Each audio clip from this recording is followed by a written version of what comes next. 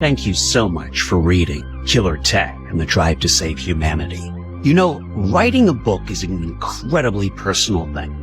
How did you guys like chapter 1? Because it's how do you start this whole adventure in technology and also at the same time not be too preachy and try to get people involved enough that they would want to be involved with helping not just themselves but their family, not just their family but their local communities. And I thought it was really important that when I wrote the book that I also made sure I could take the advice in the book and do something with it. Because how many books have you read and you can't do anything with the advice? You're kind of stuck. Like, what am I going to do about these problems? I mean, at some level, once we have sucked all the humanity out of a human being, we've just made him be as good as high score in his computer game or the social score so that they can actually censor him into the society's norm.